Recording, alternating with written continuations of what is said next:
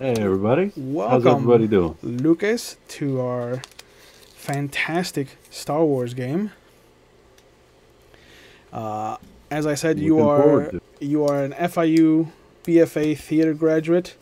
You are, as you've said, you are a forest living carpenter. And if you had a D&D class in real life, it would be multi-classed Druid Ranger. And people can find you at Hood Crafting on Instagram. Did I miss anything, Lucas?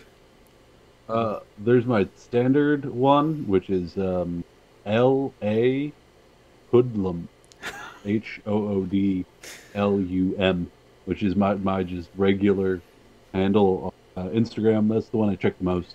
That's the one you So if check the you most. are interested in, yeah, the other one I haven't put in a while, but that's the one most of. Okay. Uh, do you want to tell us a little bit about Gar'Def Zor before we get started?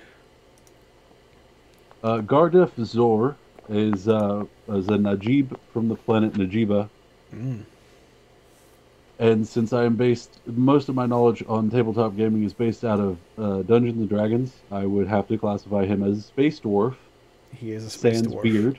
Yeah, yeah, He unfortunately. is space. He's just a little over a meter tall and like a meter and a half, if that. Yeah, That's what he likes to say. He's a little, but and he's a drinker and he loves to party, get to know people through that act, loyal to his friends to the end. perfect. And if you mess with his friends, you mess with him. Perfect. So, we're gonna meet Gar'Def a little bit before he actually shows up with the rest of the crew on the Neverwhere. And he is currently part of a manifest of a collection of different races on a ship that is called the Swooping Dirk, that is captained by an Ifris Cell. He's a Quarren male that has, uh, shall we say, modified different pieces of Moncal technology to create what is probably one of the ugliest ships in the verse. But the Swooping Dirk gets the job done. He is a generous captain, but he does expect the work to be done. He is uh, not a heavy worker, but he does expect everyone to pull their weight. And you have been brought on to kind of help out with the technical aspects of the ship, which has been a daunting task in and of itself. There are pieces of Moncal technology, there are pieces of Quarren technology, there are pieces of just anything and everything that could be scraped together to make this ship fly exists in an unbelievable homeostasis of just duct tape, spittle, and prayers, and some kind of hope that the Force exists and that it exists in this engine. The the crew manifest also has a Gamorrean, uh, a human, and a Wookiee. Uh, and the Wookiee has currently the record of winning every game of arm wrestling that has come between the two of you. But uh, there are days when he gets really close to not winning. The the As long Wookiee, as I keep my arm, I consider that still kind of winning. that's winning. The the Wookiee's name is Fletch, The Gamorrean is named Puckett, and the human is named Gar. And the big joke is that there's no relation to you whatsoever. But he spells it Okay. Gahr. Okay. So, uh, but the captain does delight in calling you the Gar twins, even though he's like twice your height. But it is kind of like, And that's our first name. yeah, it is kind of like Danny DeVito and Arnold Schwarzenegger in Twins. Okay. And like that's how I see it. I'm prettier though. I'm Oh, the prettier. for sure, for sure. He all he has is a muscular frame, you know, and that accent. He doesn't have your smile. Uh, Lots of Lots teeth. So currently, the the swooping Dirk has been on a mission from the Midrim in the sector of Chamel. Um, you have picked up some difficult property to move because it is basically an entire piece of a swamp. And so your whole cargo containment unit has been retrofitted to hold this immense amount of liquid. And so it's forced all of you to kind of work around it since you can't use it to move from one side of the ship to the other. And you've been forced to kind of use you. It doesn't bother because you're so small, but everyone else complains about having to use the ducts and the kind of work tunnels there to go from one part of the ship to the other. But every so that reminds often, me of home. yes, the mines of Moria. I mean Najiba. Uh, every so often, you will hear something thrash in the water, which makes you think that you haven't been told everything that you're carrying currently. uh, but you are taking it to an outer rim planet. Unknown on most of the registries, but you were given coordinates that do track to some kind of system. The trip has been a little daunting. There has been a lot of jumping to old navigational buoys that have fallen into disrepair or have been purposely tampered with by pirates. So it has been an issue trying to ensure that the map you were given and the coordinates you were given still line up with some of the navigational buoys and the beacons that you're following. And And who is in charge of navigation? that's the human. Okay. That's your brother Gar. Okay. You know, your twin brother. Yes. And you know, every so often you'll just hear him curse, and you'll feel the ship drop out of hyperspace. And every time that it does, there's this kind of wail moan that comes from the cargo bay. Um, and it's gotten to the point now where you know you're getting closer because the jumps are so much smaller. Whereas before, you would be in hyperspace for a good couple days. Now it's like every hour you're dropping out of hyperspace. Every half hour, you know, you have to drop out of hyperspace to make sure something's going right. And you're finding yourselves double checking a lot of the information you've gotten. The captain has kind of left everything in Gar's hands, and he's just walking around, spending time in the common area, but not really as talkative as he usually is. You have currently dropped out of hyperspace and are hearing that it's going to take a bit to get back into the lane. What would you like to do? The ship is at your disposal. It's a 3-story ship. The bottom, there's a chunk of the bottom story and a little bit of the second story that is dedicated to the cargo containment. The rooms are on the second story. The first story is kind of cargo and mostly equipment to use for jobs, and then the third story is the cockpit and the kind of hub of all the technological stuff, but the main engine can be reached through the second floor.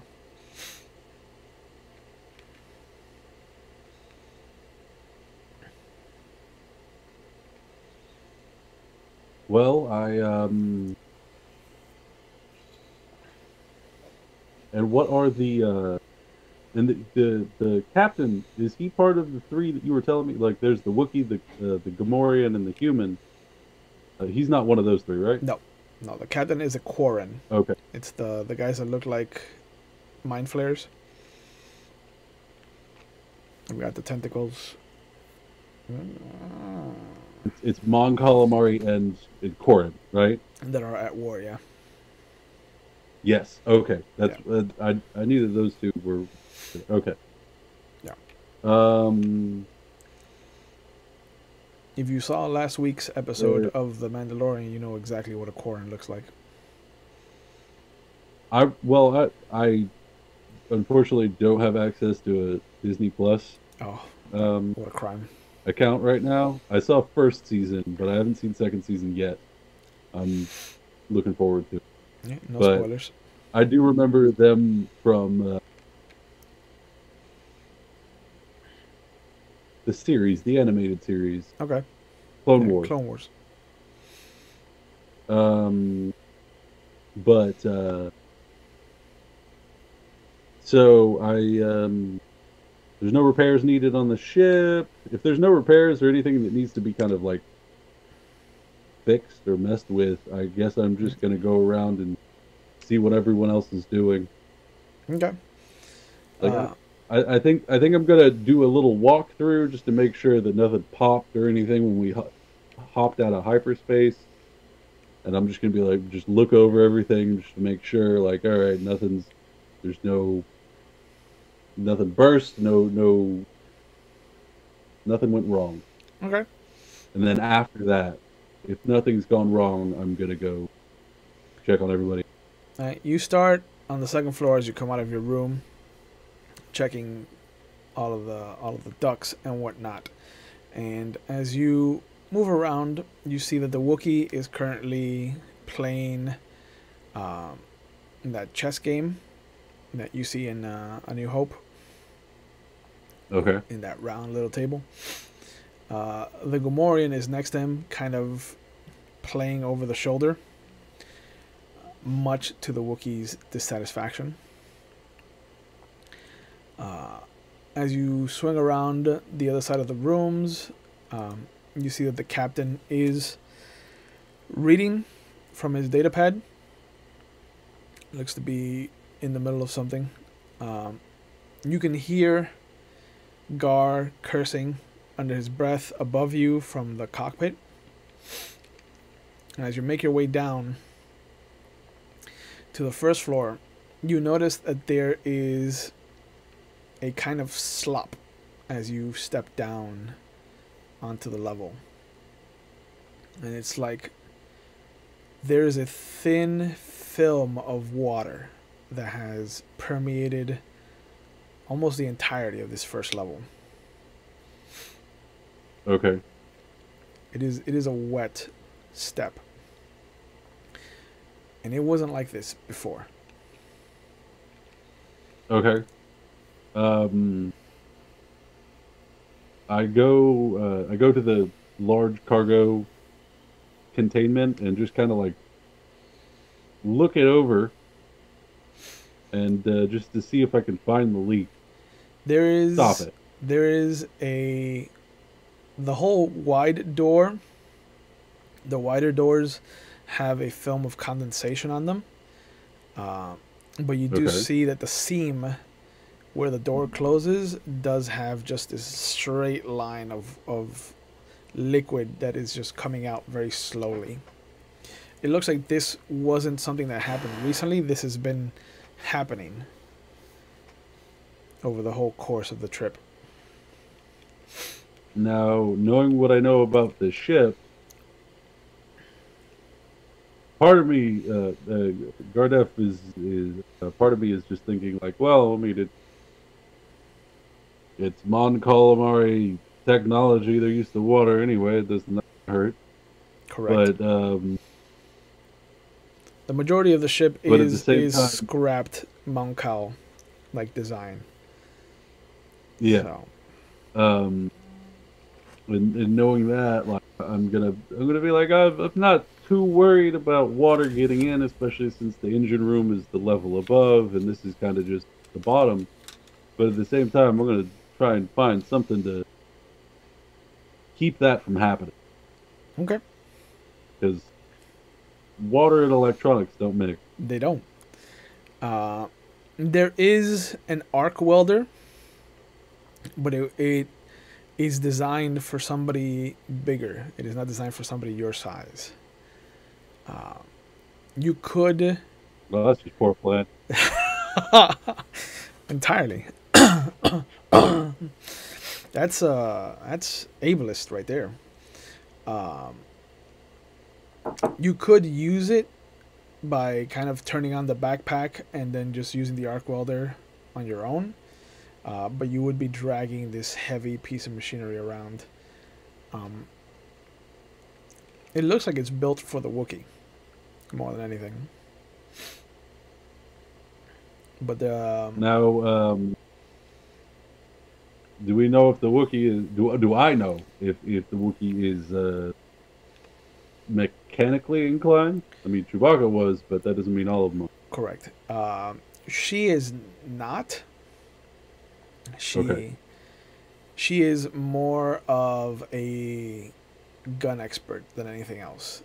The one the one that has been kind of like your Robin to your Batman in so far as like mechanically being inclined is Puckett, the Gamorrean. Okay. But Puckett is like maybe like a foot taller than you. Yeah. Um.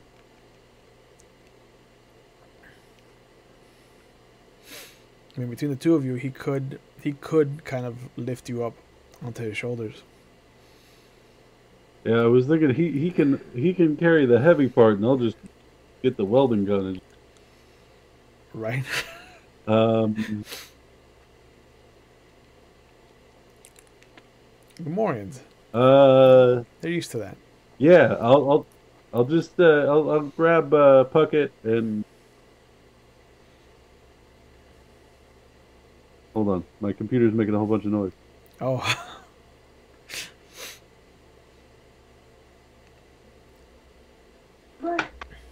Rianne had her phone connected to the headphones that I was trying to use earlier. They work for her phone, but not for my fucking laptop. oh, But I get the Gamorrean Puckett and yeah. Do you I bring physically him go up up and or grab bring and him down. grab? Do you physically go up, or do you call him on the comms? I physically go up and get him because I know he's more likely to come if I'm there than like, hey, get your ass down here. He's going to take his time. Yes. This is Oh, a am thing. I genderizing this character correctly? Is this a male or a female? Puckett. Let's find out.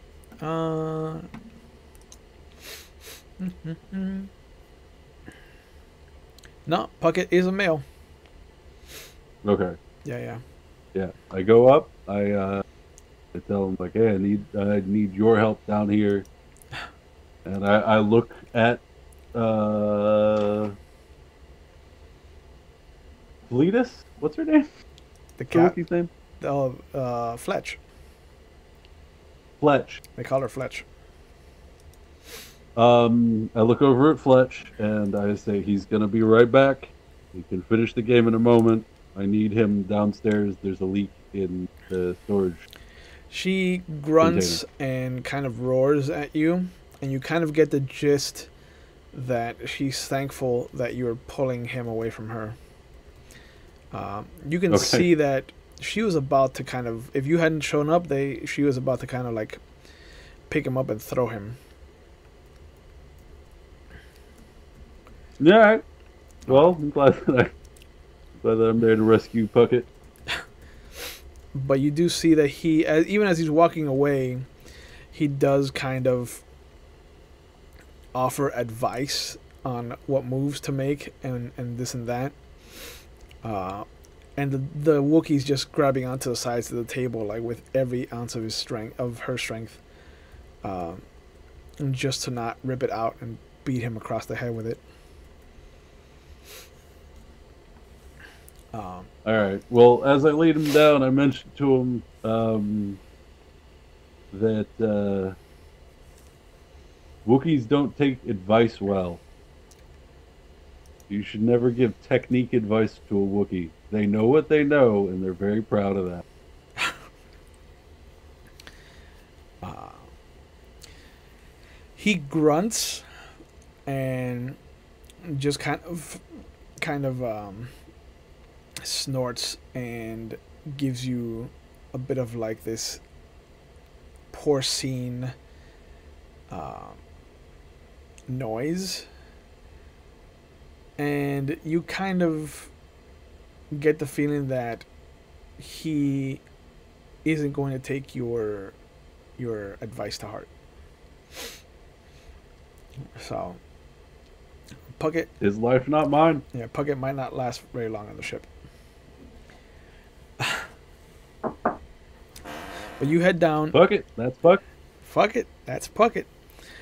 Uh, as you come down to the lowest level, he jumps down, and you see there's like a bigger splash, and he kind of looks down at the floor, and he points to it, and you see him kind of shrug at you. Yeah, it's wet. Pick up that arc welder backpack for me. And just stand still right by the front door. And I start working on welding the seam as high as I can go until I get to the point where I can't reach anymore. It takes a moment And For Puckett to kind of work out whether or not he is the one that should be holding the backpack. And as you kind of uh-huh. pull the arc welder, like actual welder part, like the welding torch, and it gets snagged on the backpack. Like there's a good 8 feet between the welding gun, and the actual door. And he kind of just like he's still standing there, just looking down at this backpack, looking at you, looking at the backpack. And then he kind of like he follows the line of the power source to the gun. He looks at you. He looks back at the backpack. And he kind of shakes his head. And he points All at right, well, I the look down backpack, at and then he points at you. well, I look at the backpack. I look at the power source, making sure that I didn't overlook anything of like, if he puts this on, is he going to get electrocuted? Is he going to get hurt? Like, this isn't a pool of water. Like, what's going on? So, do I notice anything? Like, Oh no, there's the backpack is safe. water. Okay, backpack safe to The carry. backpack is safe, yeah. Okay, It's just incredibly heavy. okay. Um, So I assume Gamorreans are not very strong then. I mean, they are technically,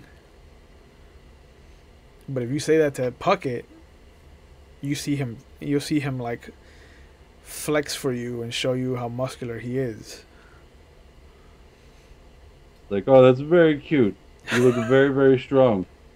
You know how you can prove you're stronger than me? I'm not strong as you. You can lift this. I can't lift this. He can lift it, but he doesn't say that. He's like, he just kind of just like, man, I need your help. I can't do this alone. You're the only one who can do this for me. I don't know if that comes across to him, the sincerity and everything of, you know, Oh, he feels it. He feels it. sincerity. Yeah. Yeah. It's like I'm not Um, as strong, no weak, and like I kind of like motion to my arms and just kind of like do that like the twig breaking thing of like no, like I like yeah. motion to my arm and I'm weak. I'm weak. You need to care. I can't do it. Uh, you see him hold out one hand and then just point at his palm with the other hand.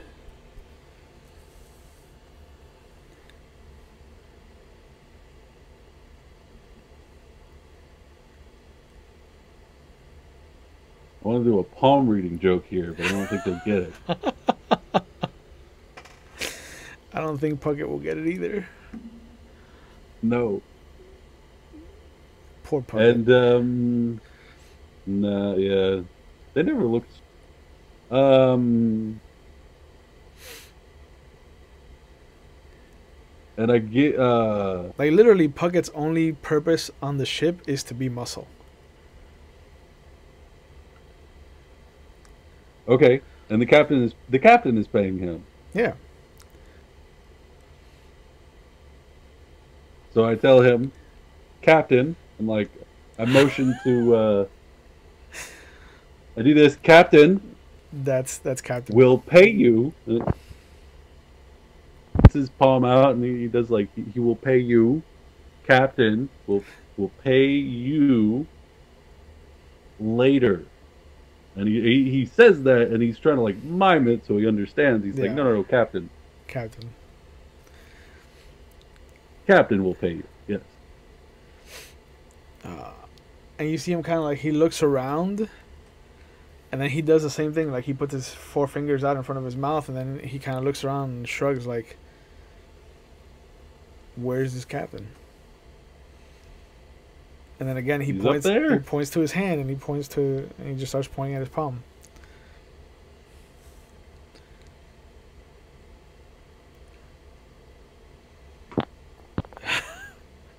Do I have any money on me? I mean, you have like maybe 100 credits of just funny money to spend if you need to. Okay. And like, You probably have more in your. is your it bunk. like? Oh yeah. Um, I tell him to hold on. I go up to my room on the Okay. next floor. I grab a shiny rock from my home planet. Just something small that I had with me just to kind of remind me of home. Sure. And being a miner, being living in mines, he was always interested in kind of unique rock. Mhm. This one has no actual value. It's just a shiny piece of like quartz, Okay. for instance. Got a little bit of a red vein running through the middle, just a little bit of an iron deposit running through the middle, so it looks very special. Yeah. So I come back down and I show it to him. And I say like, look, this Jedi sword. And he does like miming it like that. He's like, this makes Jedi sword. Yes, Jedi. His eyes just double in size. And he just holds out his hand to you. He just puts that little piece of quartz right there. Yeah, Like, there you go. You like- can make your own Jedi sword. He takes it, he sniffs it, and with a happy grunt, he puts it in his pocket, and then you just see him kind of drag this backpack over to the door, just kind of like happily grunting Okay. as he does so. He's the one that's won in this encounter. Good. I'm glad he's happy. Yeah, poor Puckett. He's gonna try to make a He's lightsaber fine. and blow up. Uh, but sure enough, you get as high as you can, and you have about a third of the way up. Welded these two doors Mm-hmm. together now permanently. Uh, the water is still seeping out, but you kind of have bought yourself a bit of time so far. Okay. Yeah. So you imagine that And this will is this there? But is there a ladder that I can do the rest, or do I need to stand on this guy's shoulder? there's some boxes that you guys can move over and keep climbing up. But as far as like a ladder like that, no, not like a Okay. what's it called? Those straight ladders. There's none of that here. Okay. So I pointed at one of those larger boxes, tell Puckett to pull it over, and I try and get as high as probably like 230. You see him. He looks back at the box.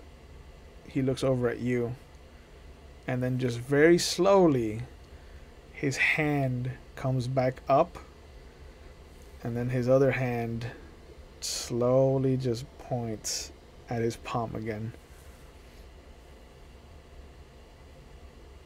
And I just kind of like I do the whole like pockets inside out. Like I'm like nothing. You have my treasure. That has been passed from father to son. You have my treasure. That is all I have. He he looks at you for a long moment, and then he pulls You out have you have he pulls out the rock, Jedi. Okay. and begrudgingly he kind of snorts his kind of hatred of the situation of him not getting anything else out of this, and then he just kind of trudges over to the box, and he just kind of just slowly pushes it over. Uh, I mean, I go and help him. Like so, he's not doing the work by himself. oh, okay. So yeah, so he's still Yeah. No. No. No. he's still acting like a petulant child, like being told to do something that he doesn't want to do. So he just kind of like is putting in like the minimalist effort. But between the two of you, it's a fast kind of move. Uh, and then you take your time climbing up, and you kind of motion for him to pass you the arc welder, and as he does, you get the majority of the door now from this vantage point. You've got maybe about 75% of the door welded shut. So it's a very minimal strip of, and it almost looks like it's not seeping out anymore. But if you just stand there for a good couple minutes, you do see that it is still very small seepage. Okay. But yeah. After that, as you get as high as you can go, Puckett just kind of like walks away without a word. Why I sold him a fake lightsaber gem because he's an ass. Puckett, Puckett can be an asshole. Fucking Puckett. Fuck it. All right. Um. So I get myself off the box and kind of. Is there any way I can get rid of it? You get rid of all the water on the floor? Is it just mop and bucket situation, or what's the? You could, you could flush it, but it would flush it out into the space. It wouldn't flush it back into the containment. Okay, right. Yeah, And you could before I definitely do flush it. all that, I'm just gonna what? You could definitely flush it. You just don't want to be in the room when it flushes. Right. Um, well, I'm gonna just kind of like poke around the room, like whatever space I can see, and make sure that there's nothing on the ground that would be flushed away that's of value. Like make sure secure everything essentially. Okay. Yeah, it doesn't take you that long. You turn off the arc welder, uh, kind of move it as best you can out of the way. But there is an arc welder. There is a box now in front of the door as well. Everything else you kind of secure the ropes to or secure the tie lines to, and everything's pretty good. Pretty good here. Just that Okay. water on the floor. Okay. Up and I inform everybody that I'm about to flush the bottom. We had a little bit of a leak. Repaired for long enough for us to get to where we need to go, and no big issue to flush the rest of this water out. Okay. Just to let everybody know I'm about to do. Okay. So you go there.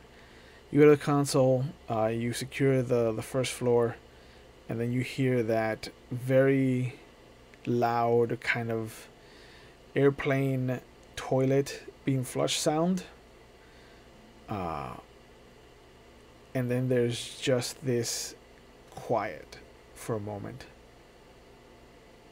And then you hear this wail uh, kind of cry out throughout the entire ship as just that kind of beckoning call of pain, just distressed, and then you hear the thrashing in the containment start to really get exacerbated. Okay. Do before I do anything else, Mm-hmm. I'm gonna go talk to the captain. But before I do anything else, I go down and I just kind of like look at the seam that I made. The little any of it kind of like bust or like do I see any kind of like cracking along the It weld that I made it is starting to. because of the thrashing? It is starting to. But the door itself is actually starting to kind of bend and pull and kind of every time that there's a hard thunk, like there's a big indentation in the door itself. So and you can imagine that whatever's behind there is powerful. It is strong. Okay. All right. Well, I go up and I inform the captain. I'm like, well, I kind of let him know. I fill him in with the rest of the details because I told everybody that there was a leak and then I flushed the bottom. Yeah. I go up and I say, well, I fixed it as best as I could. Hopefully, we'll get to where we need to go soon. But every time I hear that wailing sound, which I know you all can hear, and the thudding and the thrashing sound, again, I know you all can hear. Those doors get a little bit more dented, and they're not going to last too much longer. So he just kind of like looks up to the top level. He says, "Hurry the fuck up, bro!" And then looks at the captain and says, "What the hell are we hauling?" As you say that, If you don't mind me, you feel the sir. ship jump to light speed, uh, and you see he stands up. He puts his book down on his bed, and as he comes over, he looks at you. And he's just like, "We're transporting something that needs to be taken very seriously and very carefully." And then he just motions, and the door between the two of you closes to his room. Like he motions to a sensor that closes it, Yeah, or like yeah. he uses the port. No, no, Okay. like he motions to the door sensor, and the door closes. I just mutter under my breath like uppity coos or like there's something that's just like look at this guy fucking thinks highly of himself. Like Yeah, yeah. I am aware that it needs to be taken seriously. This thing sounds fucking huge. Like I don't need to be that. No. As you say that, though, you feel the sudden jerk of the ship dropping out of hyperspace. As this has been the smallest jump that you've done so far, and Okay. you hear Gar just yell down, "We got an issue, and I'm gonna need everyone on guns."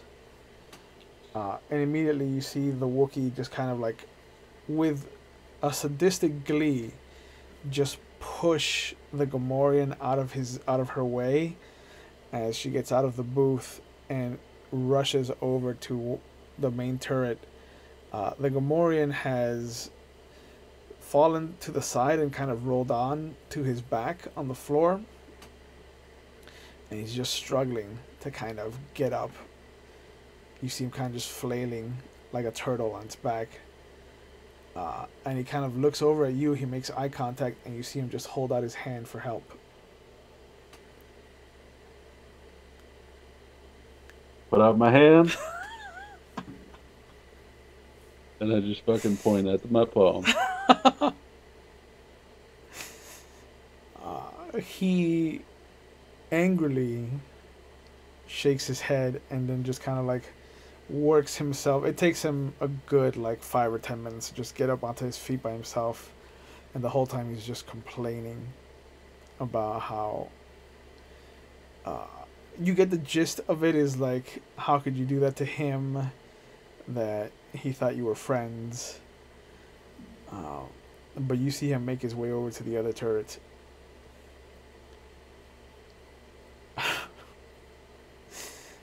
Do I need to man a turret?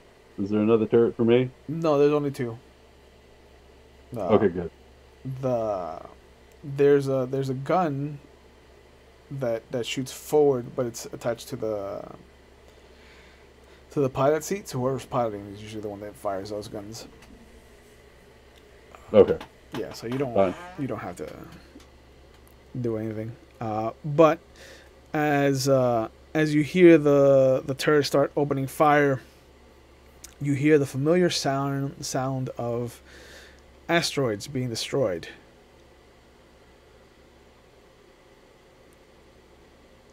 Okay. You're currently in the open area, in the I forget what it's called, the mess hall, kind of. What would you like to do? You can feel the I ship want to go up to. shaking slightly, rocking back and forth as evasive maneuvers have been taken. Okay, I want to go up to the third level to the cockpit and ask where the hell what part of space are we in?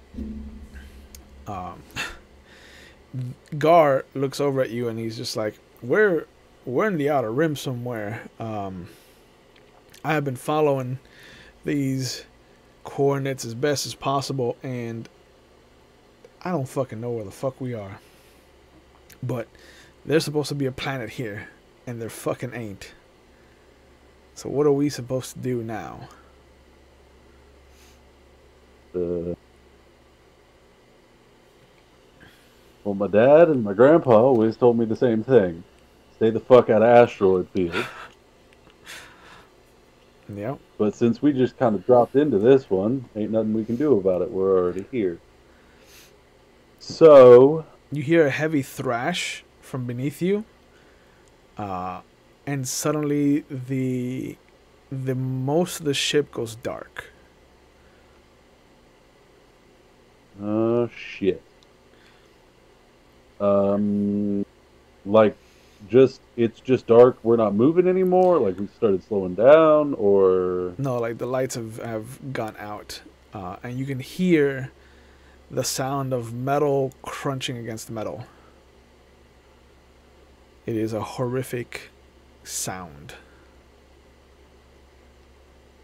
Well, I go from the top level down and kind of like survey, like I try and go to the power, Yeah.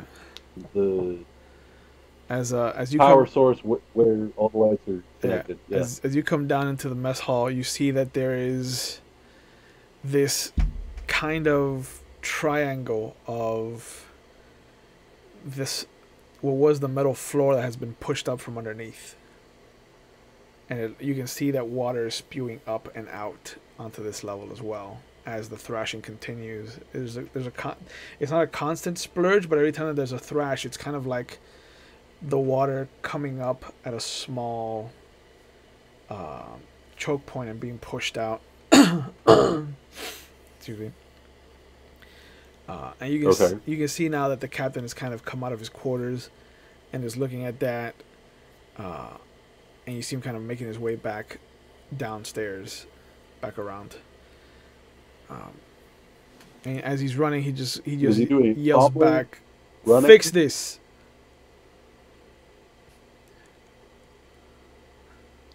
All right. So I go to see what I can do. Is there another welder on the second floor? Because I can't bring that shit up from the third floor because it's probably full of water. There is no welder on the second floor. Okay. The tools up here are usually the smaller ones that are used for testing and checking the equipment. Everything up here on this level doesn't require that kind of tool use. And anyways, if it did, you would use the elevator from the cargo bay from the first level into the second level, but that's currently underwater.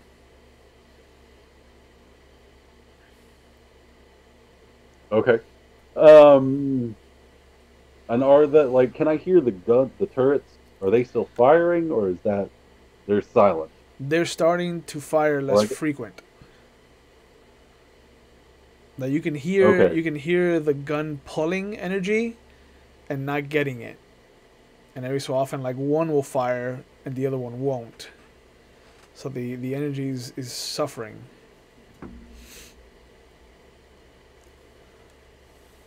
Now the captain's down on the third floor, right? He's in the first floor. I mean the first floor, the bottom. Yes. Right. Well,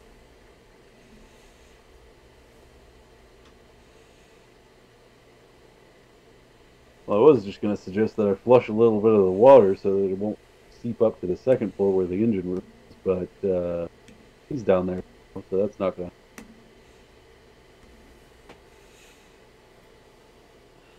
I don't know what the fuck he's doing down there. What he's going to do against the monster.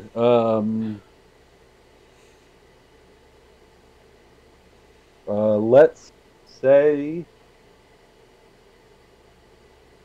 I look around and try and do what I can. Is there anything that I can do to stop the flow of water coming up? There is a small plasma torch that you could take to the hole. It's usually used for cutting smaller pipes, so it's not very powerful, but it does cut. So you might be able to melt enough of this metal to kind of close the hole. Okay, then I'm gonna try and do that. That's what I want. Okay. After a moment, you hear the Gamorrean Puckett just kind of yell up out of his turret that he has no power.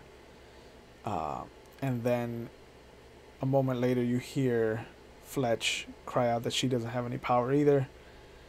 And then you hear Gar just yell back from upstairs. Yeah, I understand. I don't have any power either, all right? And crying about it isn't going to help anyone. So somebody fix it. Okay, I'm going to... So I after trying to patch it, whether I patch it or not, after trying for a little bit and just going like, okay, the power situation is not getting better, I'm going to go and try and work on that, which I assume would be in the engine room in this floor. Yes. Second floor where I am. Okay. Yeah. So yeah, I'm going to go over to the engine room and just try and get power flowing to where it needs to be flowing. All right. You see that all the cables are aligned correctly. All of the relays are where they're supposed to be, there's no reason why the turrets shouldn't be getting power. But you also notice that there's a lot of juice that has been set to keeping whatever is in the cargo containment alive. Like there's extra life support being pumped into it. We have a wild Lucas returned. Yes. Yeah, I was about to close up shop. So, Nah. I, yeah. all right. So I don't know if you heard my question. It was so I was going to the power room.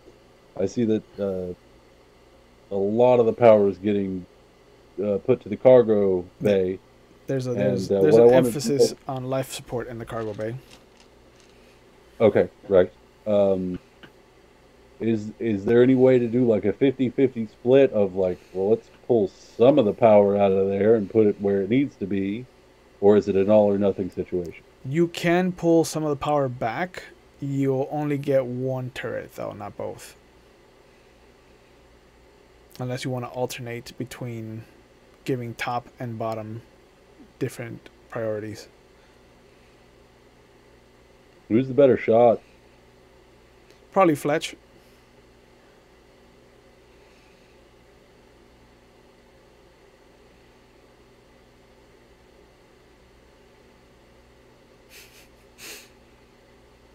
I I switched the power. I'd convert about half power into Fletch's turret and You immediately hear it start back yell up. down to yell down to Puckett saying, "Hold the crystal and believe." Oh man, Puckett. If Puckett ends up being the Jedi at some point, it's because of you. I want you to know that. He's welcome.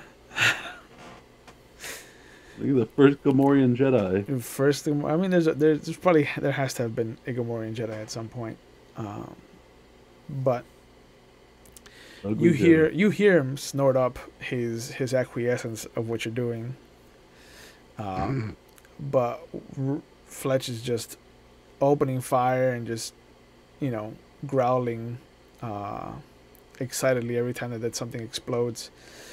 There's there's a little bit of rocking as some of the smaller things have gotten past them and kind of hit the ship and rocked it a little bit. And after a moment, you see that the thrashing stops, and there's a kind of low hum, almost like a whale calling out, but like half asleep. And you hear the captain call up from below. What the fuck happened to our cargo? What did you do up there? I saved our lives. Gar, are we out of this asteroid belt? He calls back. He's like, almost. There's something here though that's really strange. And as he says that, you feel the ship kind of rock for a moment, and then there's a scream, like an unnatural human scream, and you see him just kind of fall back out of the cockpit and down onto the second level. And he's just like, what the fuck is that? And you hear. I scramble up. Okay. I scramble up to try and like poke my head up and see. Yeah, you what the hell he see Puckett has kind of climbed up out of his turret as his belief has waned, and the limits of his patience has kind of exhausted. The Wookiee's still just opening fire on everything and anything. You can just hear her just roaring with glee. But you see what looks to be this serpentine creature out in the vacuum of space, just looking dead into the cockpit itself. It's got these round binocular eyes at the front of its snout, like at the top of its snout, that have the cat irises that are kind of just like little slits.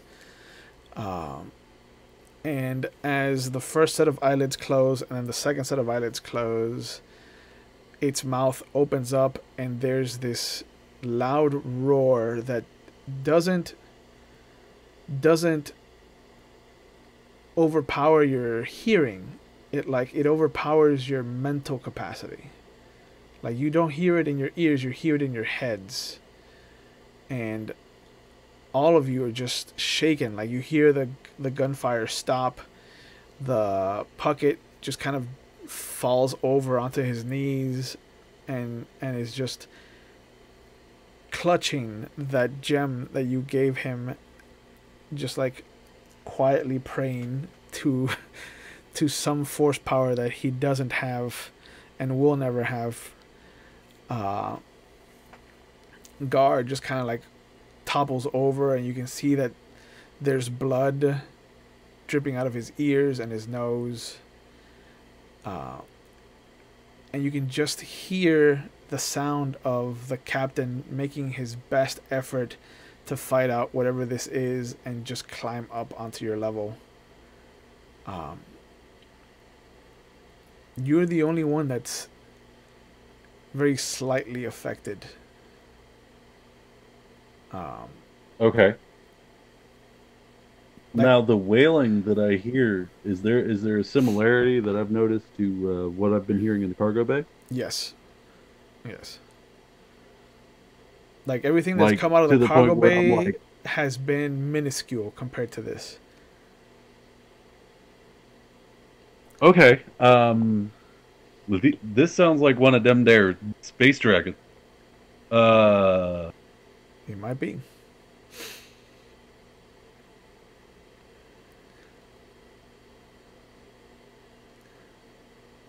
I I basically go scream down at the captain because at this point it's my life or whatever the fuck he wants, wherever the fuck he wants to drop this thing off at, Correct. and I'm saying I think Mama wants to talk to her baby, and we need to let this thing go, or you need to kiss your ass goodbye.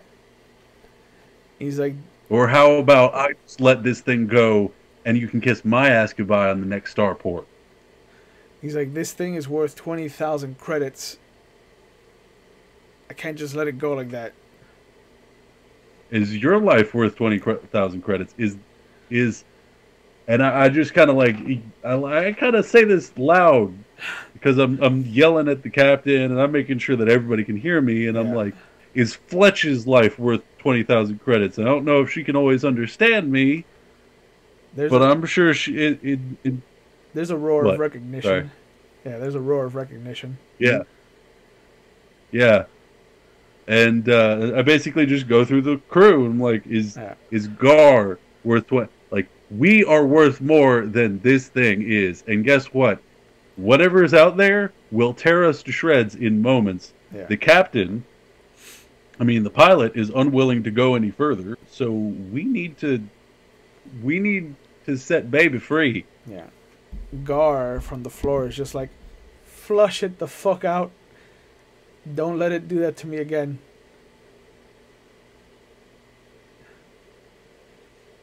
Puckett just And I kind of I'm like holds out the I have rock. my hand over the flush button. Say that again, sorry. Puckett just holds up the rock like almost like an offering to just, you assume that he's willing to trade the rock back to make sure that thing doesn't roar again.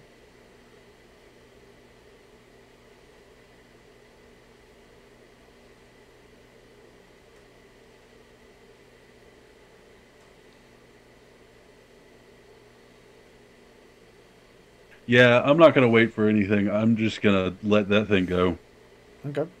I put my hand over that flush button, and I'm like, it's time to go home. It's time to go home. Okay. And I just go, bam, hit that flush button again. You hear the Or actually, outer- no, sorry, hold on. Before I do yell out to the captain saying, "You better get your ass out of there. I'm about to flush this thing and send it back to mama." Yeah, you see that he's already climbed up onto the second level and he's closed the door to the first level behind him. Uh, and as you hear the outer doors open and the strain on the inner doors that you welded shut takes effect, you can just hear everything flushed out. Like there's a sound of this heavy, heavy load of water just being forcibly pulled out into the vacuum of space, and then you hear silence as you feel the ship kind of pull to one side as whatever is outside kind of shifts over and around, and you can feel the ship shifting as it pushes in one direction or another and just kind of knocks the ship off course. And then there's just this very somber and sweet noise of these two, one really heavy and kind of filled with a vibrato, and then a lighter, very soft echo of the same noise in a very higher key but a softer pitch. And then you hear the two of them just start to disappear into the void of space around you. And then there's a moment where everything goes quiet, and then you feel the ship suddenly rock as one of the asteroids impacts, and the red alert alarm starts to go off, and everything turns red. There's the ship's floor comes flying up at you as you lose your balance, and out of nowhere you snap out of it and you're awake now in your bunk on the Neverwhere. It has been 2 years since your experience with what could be a space dragon.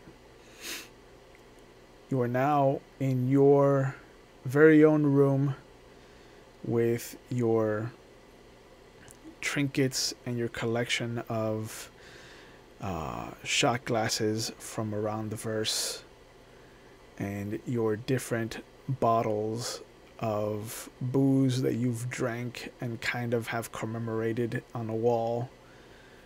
And you just hear the captain's voice. All right, everybody meet up. We need a group discussion. Everybody meet up in 10. We got something heavy to discuss. And this, and it's not the same voice that I heard. No. It's not the no. fucking squid face. This is a different ship.